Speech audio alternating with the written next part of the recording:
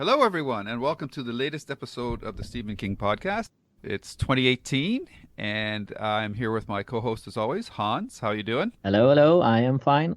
Happy Great. to be in 2018. Yes, and you've had a busy time, and we'll talk about that a little bit later on in the news. But Yes. for now, this is one of our favorite podcasts, at least for me. I haven't asked you, Hans, if you like doing these, but I always find it fun to look back at the previous year. Yeah. And boy, what a year 2017 was in terms of Stephen King content. Stephen King's always been there, but this 2017 was unbelievable. And I don't know if he can replicate that in 2018, but we'll have to see. And we'll be talking about that in our next podcast when we look forward to 2018. But for now, we're going to focus on 2017. And as usual, we're going to kick it off with the news.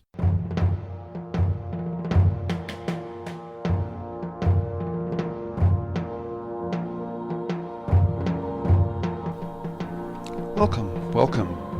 Do not fear the door that lies before you. We will protect you. We are your guides, Hans and Lou, and we will give you the latest in Stephen King news. But before we do so, you must prove yourself worthy. You must open the door and join us in the death room.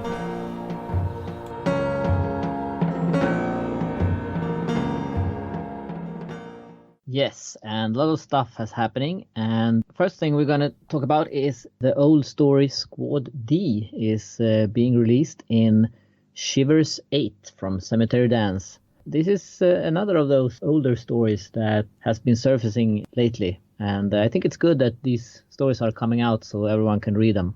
Very good. Yes. I haven't. This one doesn't even ring a bell with me, so I'm out to left field on this one totally, which is unusual. But in terms of not for me personally, but in terms of Stephen King stuff, so we'll have to see what this is all about. So, do you have any background on this story? Do you know anything about it, or like is it an old story, or? Yeah, I think I have actually read it for quite some time ago. I think it's been posted somewhere before. I can't remember right now, but I am looking at it now. And the plot is this. Josh Portman is the only surviving member of Squad D. He was in the hospital for hemorrhoids on the day that the other 9 members ran afoul of a trap laid by Viet Cong. Torn apart by guilt, Portman sends a photo he shot to every family of the victims. It shows the squad his best and only friends.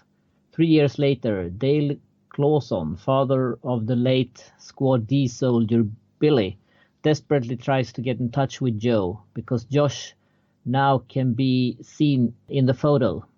But Dale is too late. Josh commits suicide and was hence able to rejoin his friends in death as well in the picture. So it seems like a strange Vietnam veteran story. Wow. And I wonder if that was written back during the Vietnam era. It was written in late 70s. Oh, okay. Interesting. The story was rejected by Harlan Ellison, who thought it needed work. Oh, okay. Oh, this Okay. is for the Dangerous Visions second anthology, I believe. Yeah. Oh, okay. Yes, now it's starting to come to me. Yeah, because I have the first book that Ellison did. It was a pretty fantastic anthology, actually, for its time. So. Yeah. Well, it's great. Between this and your book, it's nice to get these last couple of Stephen King buried treasures back out into public circulation. Yeah. I think so. Cool. All right. Yep. So, as we mentioned at the beginning of the podcast, 2017 was a busy year, and we knew this year that King would be coming out with one book, The Outsider. Maybe The Insider will be a sequel, but and that's coming out May 22nd, which is coming not really that far off anymore. So that's great. But now we've also found out that he will also have another book that's untitled coming out, plus a novella called Elevation that's longer than Gwenny's Button Box, but it's also about Castle Rock. So right off the bat this year, we find out that we're going to get 3 King solo projects, which is more than what he did last year in terms of writing, because last year all his stuff was pretty well collaborations. So this is another great kickoff to another year. Wow. He probably wrote these news stories while he waited for his collaborators to do their stuff on the collaborations. Yeah, or maybe he wrote it while he was on tour. Yeah. But the only thing, the Outsider, we have a release date for. The other 2 we don't have a release date for yet, so Right. we don't know 100% that they will actually be out next year. They could be in 2019 as well, but probably next year. Right. Yeah. So that's very interesting. And Hodder and Stoughton has also released their paperback version. Sorry, they haven't released the paperback yet, but they have released the cover for it. And it's coming in May 3rd. And, well, it's in the same theme as the hardcover. It's a fox looking over its shoulder. Yep. Those of you who have read the book knows what role the fox plays in the book. Kind of, yeah. Yeah, kind of, yeah. So it's an interesting cover, I think. Yes, for sure. Yeah, it's Yeah. not bad. I actually like the ones that we got for the hardback better, but it's Yeah. okay. Yeah. Yeah. Alrighty. So, and on the movie front, we're looking at, and this was already mentioned before, it was a Pet Sematary remake that at one time was attached with the Machetes, but now will be directed by Kevin Kolsch and Dennis Widmeyer. Jeff Bueller will adapt from the King novel, and Lorenzo di Bonaventura, Mark Verheiden, and Steven Schneider are producing. So this is aimed for a Easter weekend, 2019, and it's through Paramount, and it's going to be R-rated. Or no, sorry, that's the old version. I'm not sure. I'm assuming. Well, this would have to be R-rated. I can't see. This is one of the few things I can definitely say it needs to be R-rated if you're making a King Knob adaptation of it. So. Yep. I guess a bit mixed. Obviously, after what the Machetes did with it, I think a lot of people would have really liked to see them take a crack at Pet Sematary, especially since they had expressed interest in doing so. But this is a movie that we've discussed many times on the podcast, and I think that we're in agreement that we both really like parts of it, but there are other parts that don't work quite as well, and they've become dated as well now too. So yeah, a remake is definitely something to look forward for this story. So we'll have to see how they tackle this version of it. Yeah, and I'm even though I think they maybe could do a better movie than the original now with special effects being easier to do and stuff like that, I'm a bit torn between why they would do a remake instead of making a new movie based on something that hasn't been filmed yet. I mean, there are a lot of stories that hasn't been filmed yet, so I think I would rather prefer them if they would do something new. Yeah, like The Long Walk. Yeah, that one would be really interesting. Yeah. I guess this is the thing with movies. They're just trying to ride the coattails. A couple of R-rated movies have done really well. Deadpool and now It. And I guess they figure that Stephen King's hot again and his R-rated stuff is making the big bucks. So let's make an R-rated Pet Sematary, which is, to my mind, still the darkest book that King's ever written. So yeah, definitely. And more news about movies. We've been waiting for it. The new It will be out in a director's cut later this year. We don't know exactly yet, but probably in the first half of 2018. I'm not sure if there's just going to be the deleted scenes placed in the movie again where they were meant to be, or if there's something else that will be added. There's one scene that's been talked about where Pennywise eats a baby. I don't know if that's actually done or if that's just a rumor, but we'll see. I'm thinking maybe this should have waited until both movies are out and do a joint director's cut. But I guess that will be coming as well once the second movie is done and released in a couple of different editions, and then we will have both of them as well. Yeah, I hope they release both versions of the movies with this extended cut so that you can flip between the two. But maybe they're doing this as a totally separate release that won't contain the theatrical cut. It doesn't really make it clear what's being included yet with the extended cut. But I know for myself, I'm going to wait until this cut comes out before I see if I have to actually buy the current theatrical release version. Yeah. I'm crossing my fingers that they're going to include both versions in this director's cut, but we'll have to see. Ideally, it would be a branching cut that would allow you to pick between one or the other, but that's something that never really caught on. I know they did that with a couple of movies back when DVDs were really big. I think Terminator 2 had that option to choose between the theatrical and the director's cut, but it hasn't happened very often, and that's too bad because that's what the format was all about, the ability to do that kind of stuff. Yeah. And I also would like to be able to watch the director's cut first because maybe it ends up being a lesser version of the movie, because you just don't know the added scenes actually slow the movie down too much or change it in a way that you don't like. Yeah. It's kind of dicey, but how do you feel about that, Hans? Well, it all depends. If it's, I mean, for a director's cut to be a director's cut, it needs more than just a couple of scenes added. I would like to, the ultimate director's cut, if it's totally recut and the scenes are coming in different orders and maybe new scenes and stuff like that. So there's some quite different between the two movies. I mean, if you just include a couple of scenes, I don't know.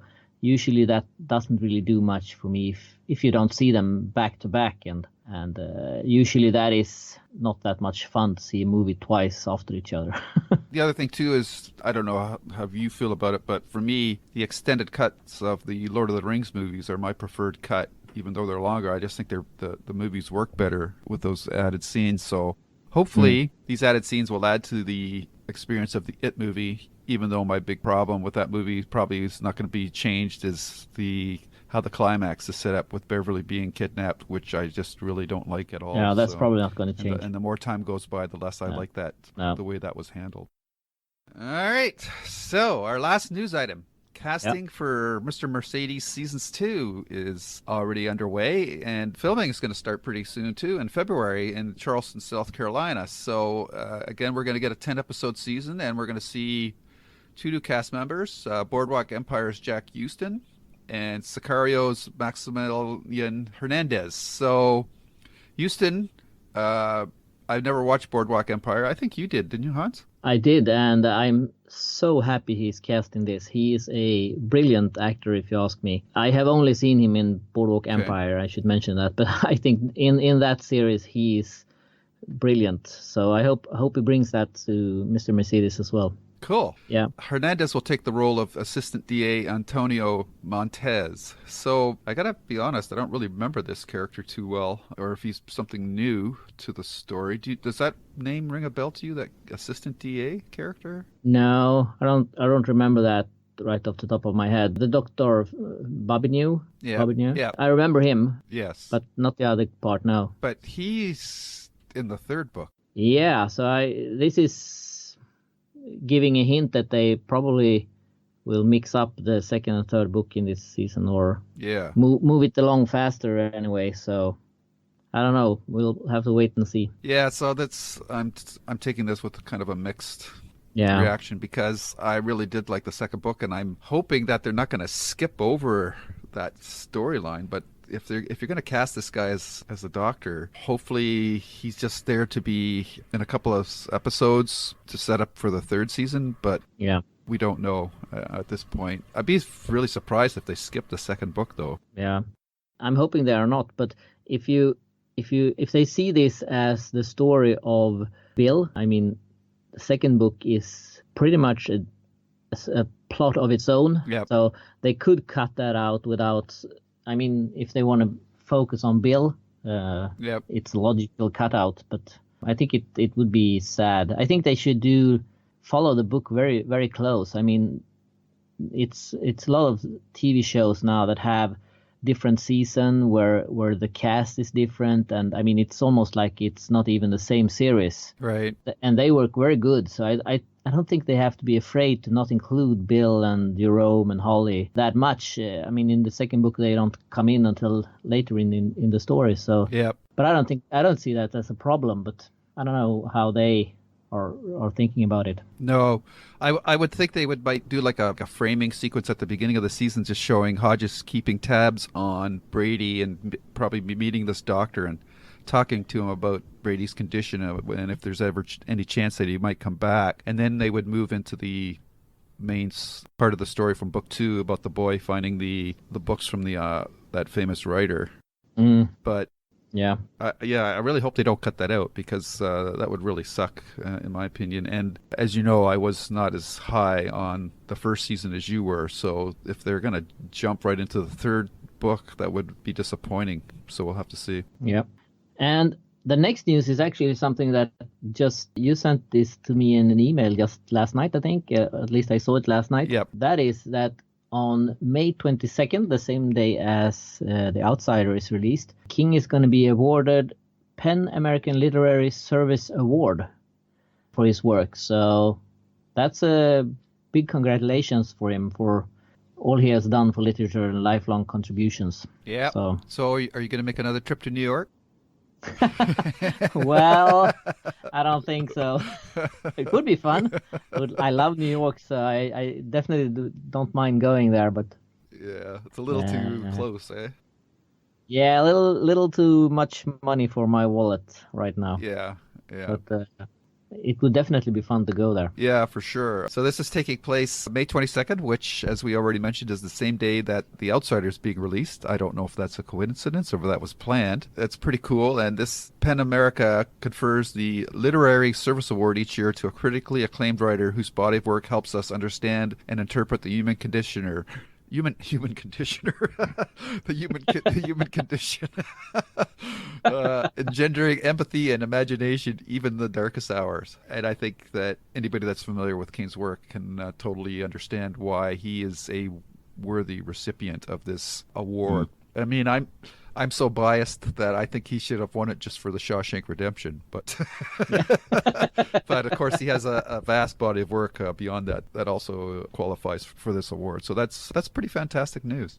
Yeah, and the interesting thing is that The Outsider was supposed to be released, I think, early June, and they moved it up to May 22nd. Ah, there you go. So that's probably it. Maybe they know about this, and we don't know. Maybe this will be kicking off a small tour or something like that. We don't know. I doubt that. I mean, if he's already on the road, why not? This is true. Yeah, he might do a small. We don't know. But if he does a tour, I bet you it'll just be like a couple of TV talk shows or something like Good Morning America and maybe the Colbert Show and stuff like that. I don't think that he'll do another tour after doing one last year. I'd be really surprised. I think if he's got one tour left in him, I bet you it would be something that he did with Owen and Joe together, or him and Joe. I don't think he would do. I don't think he would do a solo tour anymore. Well, you never know. I didn't think he would after 2006 when he was in London. So yeah, true enough. Yeah, I guess we have to wait and see. Yeah. All right, and then Hans has one more item that we're going to include in the news, and that is you just got back how many days ago now? A week. A week. All right. Yeah. From Bulgaria, which in your article said that was a 10-hour flight? Yeah. Wow. All in, and that's all in all. I had two flights to touch down in Poland, and then I had a bus trip from the airport and home for about 2 hours. So that was all in all. Oh, okay. About 2 hours, Okay. 10 hours. Yeah. Right. The flight in itself was somewhere around 3.5, 4 hours. I think if you just count the time I was in the air. So. Right. Yeah. So that was very interesting. I was there to promote the Bulgarian edition of Shining in the Dark. Mm-hmm. I was invited by the Bulgarian publisher Pliad. That's pretty cool. And that's really great. And they treat me like a king. Yeah. Yep. And I got that. I got that. They treated you like a king, right? Like a Stephen King. So I went to a really big bookstore there and. Talked about the site and the book and answered a few questions and signed some books and did two radio interviews, one TV interview, one YouTube interview, and a lot of web pages interviews. So that was really interesting. And Bulgaria is a fascinating country, and mainly the language, which I didn't understand a word of. Right. So they had interpreters for both radio shows and the event at the bookstore. So you have to talk in a special way when you have an interpreter with you, because they have to have time to translate what you're saying. Right. So I had to hold back and say a couple of meanings, and the interpreter translated them, and then I talked again, and so that was quite unusual. And I think I forgot a couple of times, so I had to apologize to her after that. I just let my mouth run.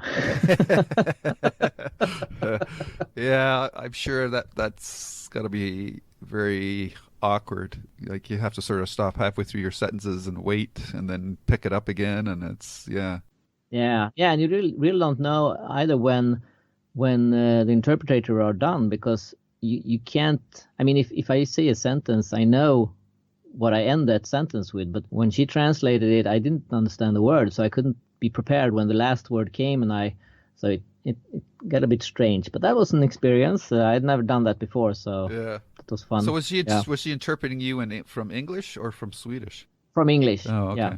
I don't think anyone there spoke Swedish. Right. Right.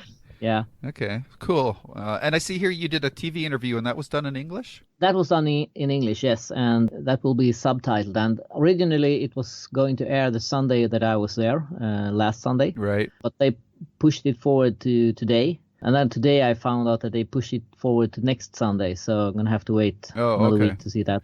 Yeah. Okay. Well, hopefully you'll be able to link up something that we can all watch. That'll be interesting. Yeah, I think they will have it put online as well, so it will be able to go there. But I got a link to a YouTube interview I did just before we started recording this podcast, actually. So that one is on the site. Oh, okay. Check that out. Okay. And I actually had to try and speak Bulgarian for a radio show. They wanted me to say that, hi, this is Hans Lilja, and you are listening to, and then I should say books forever in Bulgarian. And Okay. I tried, and the first two tries, the reporter from the radio station, he just shook his head and said, no. But the third time I got it right, or at least he said I did. I don't know if he was just giving up on me, and I'm not sure if they used it or not, but it was hard. I bet. Yeah. So the TV interview and the Helicon event, were they both done in the bookstore? Yeah. Yeah, because it looks like quite the bookstore. Yeah, it was like it's multi-level. 3 floors. Wow. And they were all connected like in a spiral. Okay. So where I did my presentation, I had the audience on the lower floor tilting a bit down, and other people on the top floor. So wow. It worked very well for that kind of event. So apparently it was an old cinema that they redone to a bookstore. Oh, so. okay. Well, yeah. Looking at the pictures, very cool. Very cool. Yeah. So that was fun, and toured around in Sofia, their capital. Right. And of course, I visited bookstores, and actually, I found my book in almost every one of them. So wow. that was a real kick. Yeah. So is this situation like, because your book's through Cemetery Dance, right? Yeah, the US edition is through Cemetery Dance. Okay. Yes. So did they help you with getting it published in other languages, or is there something that you did? Well, that's something I did, but I definitely asked them advice and stuff like that. So they've been very helpful. But right. I'm pulling the main load on that here. Yes. Okay. Myself. And that must be an interesting experience. It is, and it's very scary. I didn't know much about it before I started, so but it's going well. And now it's out in Bulgaria, and it's going to be out in the US this month, and it's coming out in Italy in March, and it's coming out in Germany in July, and then there's 2 more languages that's where the contract is signed, but they haven't been announced yet, so I can tell you what languages they are. Right. And I'm also talking to another 7th country publisher, so at least 6 languages will be out before 2018 is over. So that's fantastic. Wow. Yeah, I had no idea this would happen when I did the book. So cool. But it's really fun. Yeah, great experience. Yeah. So are you gonna? You should be able to retire after this year. Well, no, not really. For some reason, they don't pay me as much as they pay Stephen King. Oh, I don't know why. Oh, okay, I see. All right. So, and what was the reception? Have people had a chance to read the book before you did the visit, or was that the release date there? No, it was actually released November 20. Okay. So they had a little over a month to read it, and a lot of them had, and they were really happy with it. And different people had different favorites in the book, so it seemed like there was something for everyone. And of course, Stephen King's story was very popular, but also John Ajvide Lindqvist, the Swedish author, his story was very well received. Right. Yeah. And as well, Brian Keene's also one of the favorites. Right. But all of them got praise. So that's good. Yeah. And it seems to be something for everyone in there. That's very cool. So looks like it's gonna do well for you. Hopefully, yeah. All right. Is there anything else that you wanted to mention about the whole experience that comes to mind? No, it was just that it was very surreal and fun thing to do, and I was very well received, and people were very kind and genuinely interested in the site and the book, and so it was very fun, and hopefully I will be able to visit other countries where they publish the book as well. Hey, maybe you get to do your own world tour. Yeah. Yeah. If I do, I have to print the T-shirt, Lilja World Tour. That's right. Always wanted those. Yeah, there you go. All right. Yep. So, well, congratulations. Thank you. As I said in our previous podcast, I read the book and I quite enjoyed it as well. And it's interesting that it seems like the same stories that I liked, a lot of other people are liking as well. So, yeah, it's cool. And congratulations to you and to all the contributors to the anthology. And here's to a successful run. Yeah, thanks. All right. So, that's the news. This is great. What's our job? We'd like drive around, pick up stiffs or what? It's time for reviews from the night shift. Hans, Yes. you want to set up the bulk Yes. of the...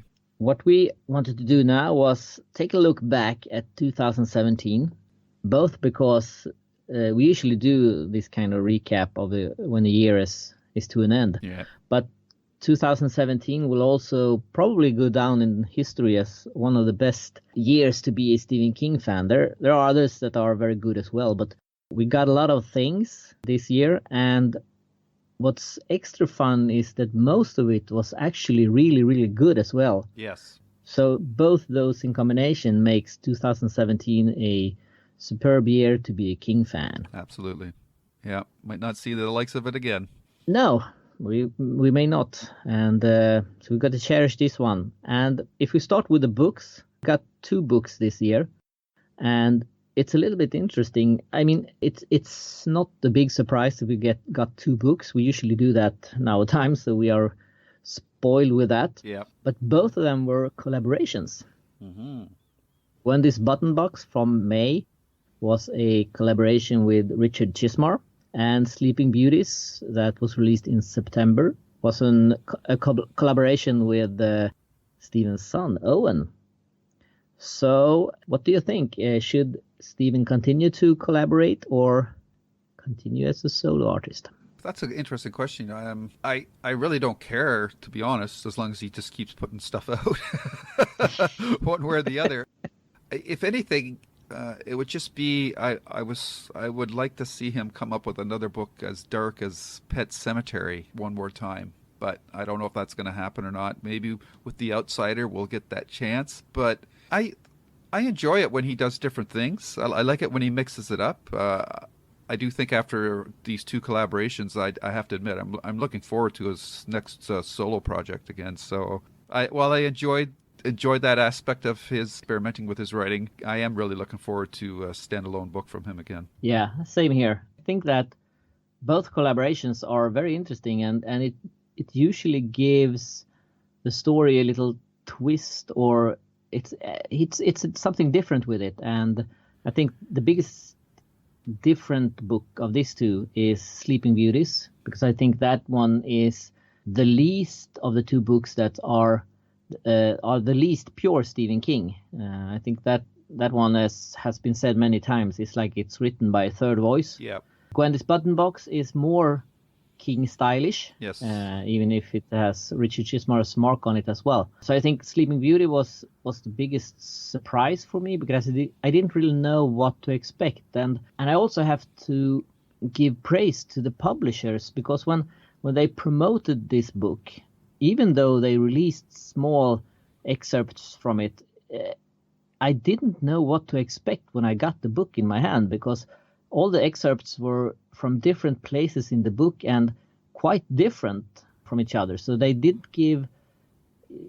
made you curious on the book and interested, but they didn't really give you the whole idea or the whole plot. So even though you know what the book was about, you didn't when you read it. So I think they did a great job with that promotion. Yeah, I totally agree with you. I had no clear idea what the book was about beyond the general hook about all the women in the world going to sleep. So all the promotional material that they released, the artwork, all had us scratching our heads with these moths and pictures of the foxes and whatnot, and the tiger.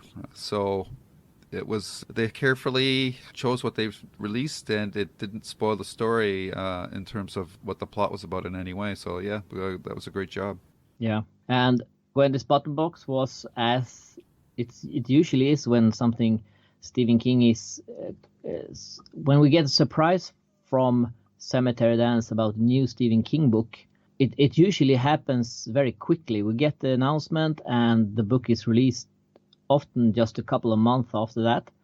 And this one was also very short time between the reveal of it and the release. Yeah. And that's good because I'm a very impatient man, so I have a hard time waiting for stuff. So I like that when it comes to them. So yeah, I hear you. Yeah. So it's interesting, and hopefully, since The Outsider is coming in May, we get 2 books this year as well. I believe we do. Yeah. So that was the books, and then he released a short story which I have not been able to read. It's called Thin Scenery, and it was released in the Plowshares from Emerson College, their summer issue, and I did not get a copy of this magazine, so I don't know, Hans, did you read this story or play? Actually, I haven't. Oh, so this is a very interesting thing. Yes. Yeah, I got a copy of it, and I thought I was going to read it pretty quickly, and then I actually forgot about it until I was putting together this list of things that was released. So I haven't actually read it either. But as far as I know, it's a play. Right. So that should be interesting. It's probably quite different. Yeah, I'm looking up the description of it here, and the description of the play is that it's about a man who shows up for an appointment with a psychiatrist to discuss an issue he's having, which is that he's suddenly no longer certain that the world around him is real. So that's an interesting idea for a story, and I'm sure it would, as a 2-man play, it's probably would be very interesting to see. So I would love to get a hold of it, but hopefully it will be released at some time in one of his other collections. That there has to be another short story collection of some type coming from him down the road as well. So hopefully it will be released at that point. Yeah, I definitely I'm almost certain that there will be a short story collection because it has released short stories that hasn't been collected, and if not before, once he is gone, I'm sure someone will put this together and release them just to make some money. So I don't doubt that we will get them included. Okay, and moving on to TV. This was interesting because for me, we got one really bad and one extremely good TV show. And the bad one is, of course, The Mist, which was a very big disappointment, I must say, because I had a good feeling about this one. We saw some promotional photos from it. Yep. The director talked about it and compared it to the TV show Fargo, which I really like. Mm-hmm. And I mean the story, and we talked about it and guessed that it would be like continuation of the movie and the story, and that we would like maybe the pilot or something like that would be the story, and then they would spin off and give us a lot of cool stuff happening. But unfortunately, nothing of that happened, and it was a very strange story that with things happening, people growing wings and people riding horses in the mist, and we don't even know if it was a mist. Sometimes it seems like something else. So that was a big disappointment, and of course it was canceled after one season, so that's pretty much dead. Yeah, and I totally echo your thoughts on The Mist. It was really bad. Probably not quite Under the Dome bad, but at least Under the Dome was funny at times. This was just pretty straight plotting stuff. And anytime, especially with Stephen King's stories, the characters are so important in the story. And in this adaptation, you could see the characters were being manipulated to serve the plot instead of the other way around. So it would start with the small little things like the girl that was a drug addict who was having withdrawal symptoms is driving the car. And you're going, I don't think she's the right person to be driving that car. But the big breaking point for me was the scene where the the high school teacher overpowered a soldier and shot him. Yeah. I'm sorry, that's just not in any any combination of things plausible. And after that point, it was just watching the show out of a sense of obligation. And the saddest thing is the show ended where it really should have started, with them leaving the mall and going out into the world. But even then, they threw in some hokey connection with the army and the government, with people being shoved out of railroad cars to feed the mist. And I thought, no, you know what? I think it's better that it stops here. Yeah. That's I agree with everything you say, and it's ironic that the thing we wanted to see, the closest they came to it was in the end, and then it was canceled. So and the other big thing with the show is they use the mist like The Walking Dead uses zombies. They conveniently show up when they need something to happen, and then the rest of the time they don't. Yeah, they're nowhere to be seen, and so it's not consistent, and especially when you compare the short story or the novella and the movie versions. When you went out into the mist, you knew something bad was going to happen. In this show, you were never really sure what was going to happen. Yeah, I agree totally. And I guess one of the good things with it was that they canceled it before it moved on too far. Yep. And the good thing, at least for me, was Mr. Mercedes, which I enjoyed tremendously. I think it was probably one of the best TV shows based on the King's book. I think it had good character. I think it followed the book.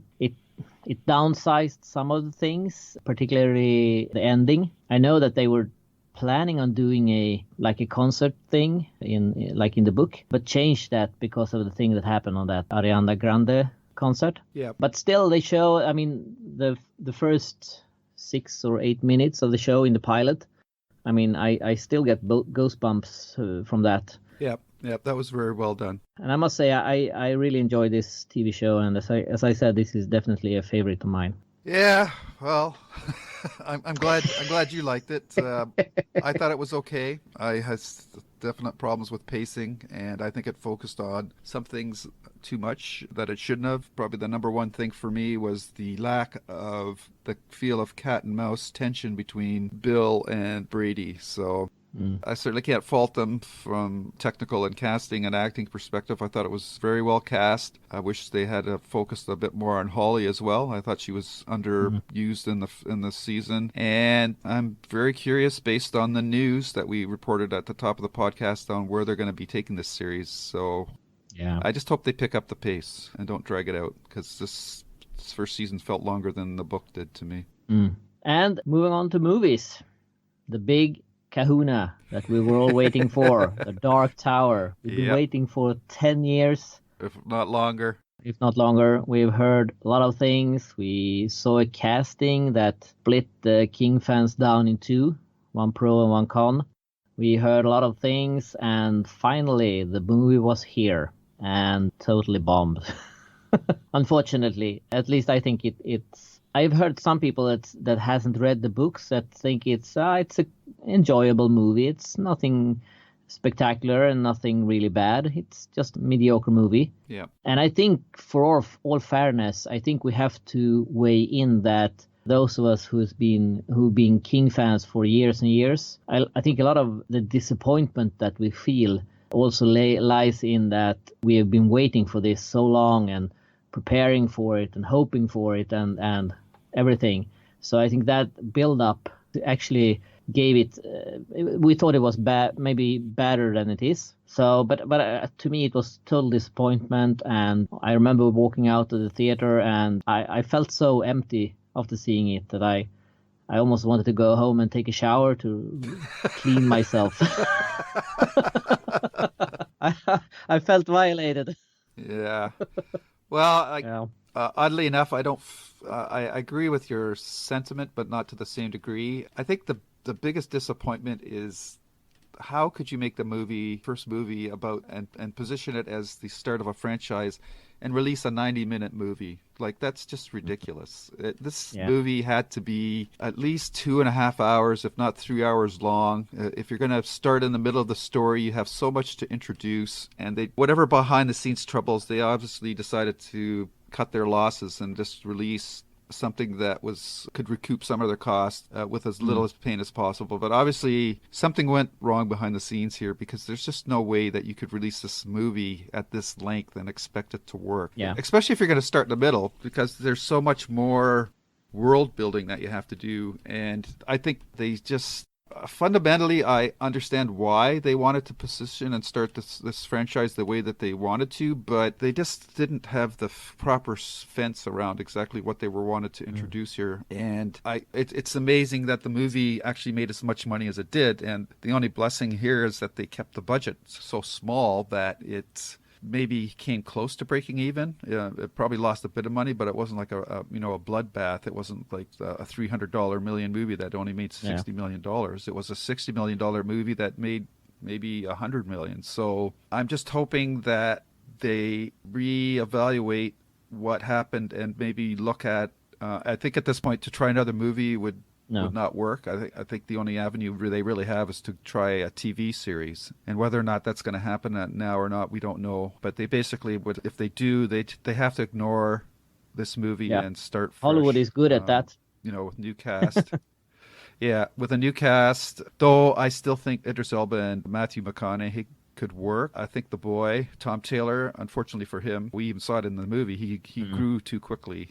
So by the time they get this together, he'll be, God, who knows, he might be almost 20, if not older. So for him, it's game over. I do think that he actually did a good job, and I think the actors in general did a good job with the material that they were given, but focus was on the wrong character. It should have been on Idris Elba, not on Tom Taylor. Nothing against Jake and the actor playing him, but you've got to sell people on this character, and they made him an enigma. Like if you watch any of the spaghetti western movies that Clint Eastwood did, even though he didn't talk a lot, he still had a lot of screen presence, and that didn't happen in this movie. But it all comes down to, like, you just can't tell this kind of story in 90 minutes. You might have been able to do The Gunslinger in 90 minutes, but you're not going to do what they tried to do, condense 3 books into 90 minutes. It's a criminal what they tried to do. Yeah, and I think it's pretty obvious when you watch the movie that this wasn't what they planned to do from the beginning. I mean, you can see that there are cuts in it that makes really no sense. And if you look at the last scene, it's very obvious that is filmed after everything else. And also, I mean, if you look at the posters and promotion, they all focused on the Gunslinger and Roland. I mean, there wasn't a poster that featured Jake, and still he was the main character in the movie. So it's pretty obvious that they tried to do something else, which might have worked. It probably would have worked much better. But I don't know if they had a test screening and people were reacting negative on it, and they decided to recut it, or why they did it. And I would that's my understanding. Yeah, and I would so like to hear that in behind the scenes comments or something on the Blu-ray or DVD, but I doubt that we will get that. But it would be interesting to see what happened. Yeah. Why did they do what they did? Yeah, and I actually have the Blu-ray, and there's some pretty good deleted scenes, and I think it's worth it just for that. Plus there's some featurettes there, and there's one with King, which is worth it as well to watch. So yeah, this one really hurts. So much promise just squandered. And I think that I don't want to lay the blame on one person here, but I just think in hindsight, this really needed a well-established director with a track record and the passion to do this. Ron Howard his movie would have been a lot different, I think, than what we got. So it is what it is. Hopefully it hasn't put a final nail in the coffin for some sort of a Dark Tower adaptation. But at this point, the only avenue I see for it is as a TV series now. Yeah, but good thing for us King fans that after the Dark Tower, things turned into pretty good. Yep. And first out was the remake of It. And this is the first part. It's like the old TV miniseries. It's divided in 2. They have sliced this one a little bit different. Here in the first movie, we get the kids. And in the second movie, we get the adults. The reason that they did that, I think, was because when the first movie was out, they wanted a movie that had some kind of ending, which I don't think they would have gotten if they would have sliced it like the TV miniseries and mixed up the old and grown up and the kids. Yeah. We had a new Pennywise, Bill Skarsgård from Sweden. which I think is, I mean, you can't really compare the two Pennywises because they are extremely different. The first one is more humorous. Yeah. And this later one is more darker and more evil. So they are both very good in their own ways. But I actually watched the miniseries and now the movie, and the miniseries feels quite outdated. So Yeah, for sure. and I like the new one. I like the darker, scarier, and well, it's a success. I mean, it's both in what people think about it and how much money it's made, and everything about it. It has actually been a success. So now we're waiting for the second part, which will be out in September 2019. So we have some waiting to do. But yeah, it's a great movie. Yeah, they really nailed the kids in this movie, and which is so important because that's what 90% of the story is about. And these kids were so well cast. Every one of them just really played the part perfectly. And I think the girl, I think it's Sophia Lillis, got a lot of call outs that she's going to be a big star in that, and I think that she probably will be. But man, all the other kids were really great too. The kid that played Eddie was hilarious. I thought Ben was well cast. Richie Trozier, the kid from Finn Wolfhard, the kid from Stranger Things, he was fantastic. And for a movie that's gotten this much success, both critically and financially, anything that you say about it is really just quibbles. And I do have a couple with them. I've already mentioned the one about I didn't like the idea of Bev being kidnapped to kick off the climax. Mm-hmm.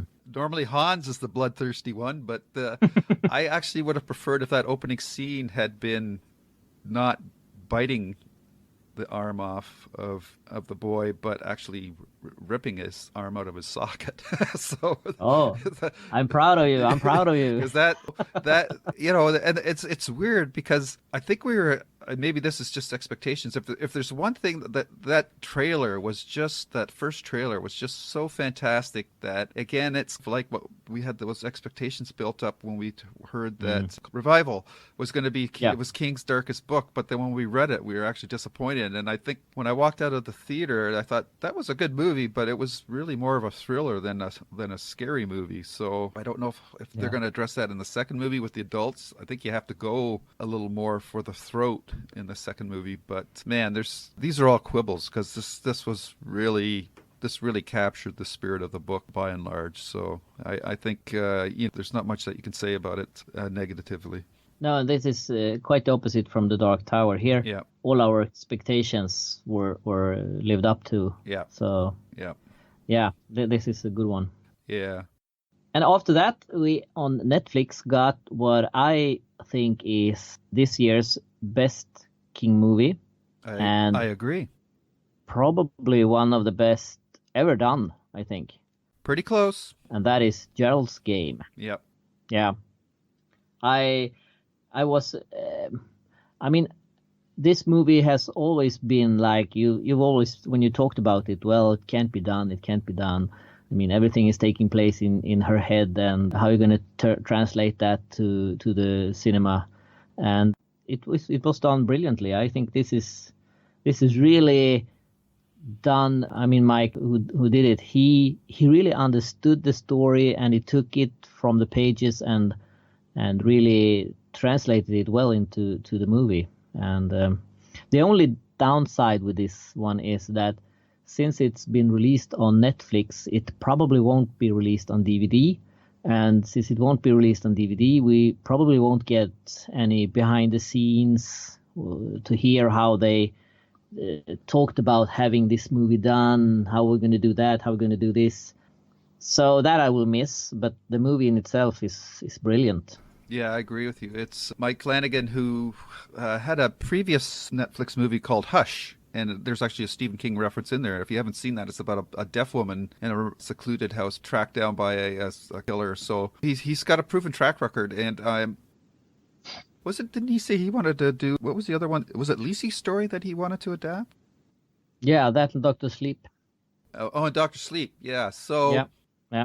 So I don't know. Maybe he will get the chance to do those projects. But the casting on this movie was really important. And Carla Gugino just did a fantastic job as the lead in this movie. And I think Bruce Greenwood was also vital to the story, and especially the way that Flanagan used him as to be the inner voice of Carla's characters, Jesse. So yeah, he really captured it. My quibble is I think it went 10 minutes too long. I think he should have just left the Moonlight Man as a mystery and didn't have to really lock down exactly that this guy was just your typical, or not a typical, but a regular criminal. I think it would have been better to leave the Moonlight Man as like an imaginary or intangible element of the story, and I think that would have worked better. But yeah, I'm certainly not going to hit him too hard for that, because everything else that he did with this adaptation was pretty fantastic, and I really hope that he gets the chance to do more adaptations of King material.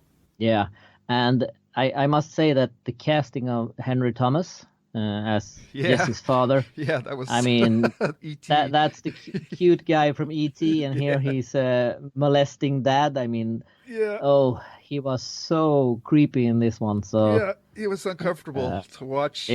With extremely uncomfortable. Yeah, I watched it with my brother and his kids, and I was going, maybe this is not the best thing to be watched. But they were into horror movies, and so they watched it. But yeah. Henry Thomas, who at the time I didn't realize who it was, but I thought, geez, that guy looks familiar. But he really played the slimy father-in-law character really good. Yeah, so, yeah. Oh, he was creepy. Yeah, for sure. Yep. And the last movie we got this year was 1922, also on Netflix. And this one was interesting because it crept in under the radar a little bit. Yes. We heard that they were going to do it. We heard that Thomas Jane was going to play the lead. Then we didn't hear much about it until it was almost ready to air on Netflix.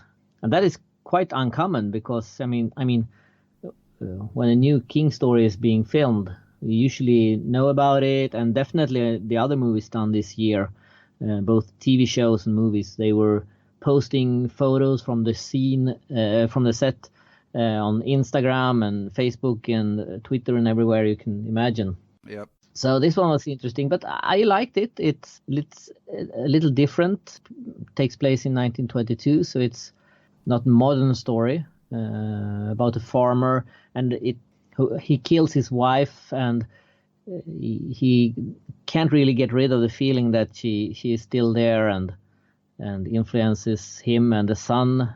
I think it's a good story, and I think they managed to tell it very good. Yeah, it's definitely a slow burn, low key kind of story, and more like a old fashioned morality play in its conceit. And I thought that Thomas Jane was just like we said in our review, it's like his jaws were wired shut. But he gave a really good portrayal, and I thought that the actress that played the wife and the son were also as good as well. So, and I think, like when you look at this and Gerald's Game, and if you look at the bigger ones like it's pretty amazing that I think that we're getting generally really good adaptations of King material. And I think King said at one point, give me your young and I'll eventually rule the world. I think we're getting a lot of directors that probably grew up reading Stephen King material and are now they're in positions where they can adapt this material. And because of that, because they understand the stories better, I think we're seeing generally much more quality adaptations of King's works being done, which is exciting. And there's a couple of earlier adaptations that haven't stood the test of time. So things like Pet Sematary and Firestarter, even though I don't like the people attached to that remake, some of these lesser movies that contained a kernel of the power of the King stories, but ended up being flawed. I wouldn't like to see some of these younger directors retry some of these stories, because I think they could do a much better take than what happened the first time around, with a couple exceptions like Darabont and Rob Reiner. Generally, I think the adaptations that we're getting now are superior to the ones that we were getting 20, 30 years ago. Yeah, definitely. Yeah, all overall, I think it's they have a better low point, if we can call it that now. Mm-hmm. The older ones are either really, really good or really, really bad. There's not much in between, but now we get even those who's bad are better than the bad one was before. So so you can just see generally the whole quality level of these adaptations is increasing. And it's a different playing field that we've mentioned as well before. As you know, this whole streaming media platform that's available now for a lot of works that don't need to make that $100 million big budget blockbuster opening weekend. They can be sold on these smaller markets and don't need to cost as much, and then as a result can take their time telling stories, which for horror stories is pretty vital most of the time. So it's very encouraging to see all these possibilities in front of us right now. So hopefully that's why I'm still holding out hope that The Dark Tower is going to get a second chance. Yeah, I think we have to let people forget the first one first, and then they can give it another try. Yeah, for sure. So good times for King fans on the book front and the adaptation front. Yes, and the biggest thing this year was that King went on a US and Canadian tour with Owen to promote Sleeping Beauties, and both you and I attended. I in New York and you in Toronto. Yep. For me, it was a really, really fantastic experience to hear them talk on stage. I mean, they felt very natural. Yep. Like, I mean, of course, they talked to each other before and know each other very well, so they can work together. But they felt natural on stage, and even Owen, who I don't know that he hasn't, but I don't think he has been performing that much. But he felt very natural on stage, and he seemed like a pro. Yeah, and they worked good together. Yeah, it was a great performance from them. Yeah, I would love to see the three of them on the stage together. I'm sure that would be something. Yeah, that would be great. They would have to work on something together, I guess. Yeah. All three of them, though. But I could see them. I mean, if they released like now when they released, Joe Hill released a book about the same time. Yeah. I mean, he could have come with them, and they could have joint promotion for that book, and that would have worked very good. For sure. I think so. Maybe they would have to go a little longer than an hour, though, so everyone gets a chance to read from the book and so. But I don't think people would mind if they were going for like an hour and a half, something like that. I wouldn't even mind if they just like recorded something like and released it as a video special or something like that. That would be good too, you know. And then they could take their time with it and set it up properly. It's a real treat to see these guys, see Stephen King out in public like this, and we're pretty lucky that he's has the popularity that this kind of thing is possible. And I really like the format that they used. That was just the two of them. You get the introduction by the local host or whatever, but they just let the two of them ramble on the stage, and I thought that was pretty good. Yeah, and I mean, of course, I got to say hi to them behind the scenes as well, and that was definitely a huge thing. Lucky. Yeah, and by coincidence, Peter Straub was there as well. I meant, how cool was that? Yeah. So poor Peter. Let's get that third talisman out there. Come on, guys. Yeah. So and it was a lot of fun, and I think that they if you look at the whole tour, I think they managed to get quite different venues, bigger, smaller churches, arenas. Yep. Of course, someone who attended one might have preferred another, but I think if you see it as a whole, I think they did a good job with where they went and the places they went to. And of course, there's always people gonna want them to come to other places where they didn't come. But I mean, at least I'm a living proof that you can travel. So it's they can't be everywhere. So I think they did a great job on this tour, and I hope there will be more. Yeah, for sure. And we also got the nice little surprise that somebody asked King if there would be another Dark Tower story to King, which King replied, yeah, probably. Yeah, So that's good. So, you know. Yeah, and I know when I was in Bulgaria now, they wanted me to ask King if he couldn't come there, and I said, well, I don't have much influence on that part, so can't help you there. Yeah.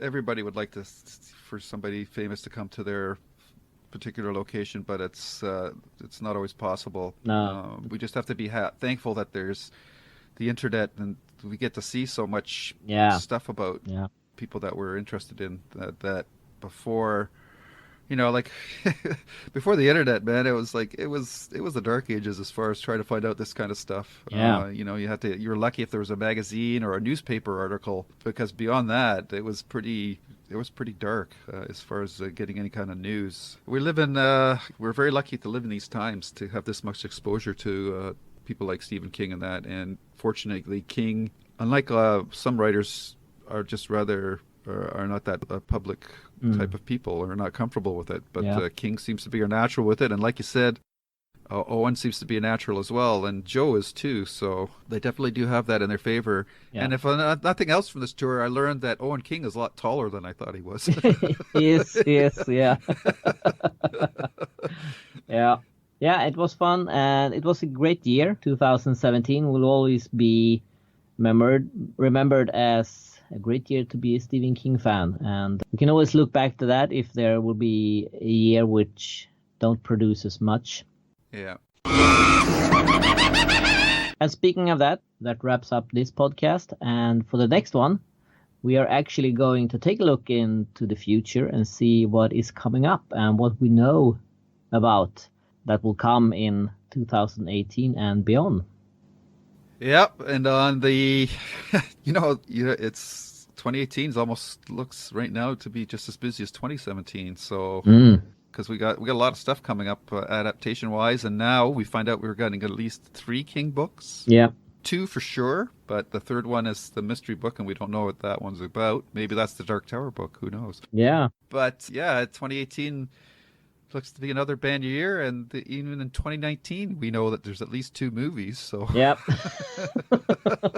We have a lot of more years coming. Yeah, so again, did we get any audience or listener feedback, questions or comments that we I think we can save that for the next episode. We asked you to list your top 3 things that happened during 2017, and I think we should save that for next time and summarize that, and we can do our top 3 as well. Okay. Yeah. Very good. Very good. All right, listeners, you've got time. It'll probably be a couple of weeks before we record our next podcast, and so this is your opportunity to list off at Hans's Facebook page, our Lilja Library Facebook page, about things that the highlights of 2017 as far as Stephen King was for you. So yep. And if you need inspiration, you've got it in this episode. That's right. Yep. So, big year for Stephen King, a big year for Hans, and a big year for the podcast too. So thank you all, and I think that's all I got. Do you want to add anything else, Hans? No, I'm just happy that we are still here and rolling, and I'm looking forward to 2018 and see what that brings to us.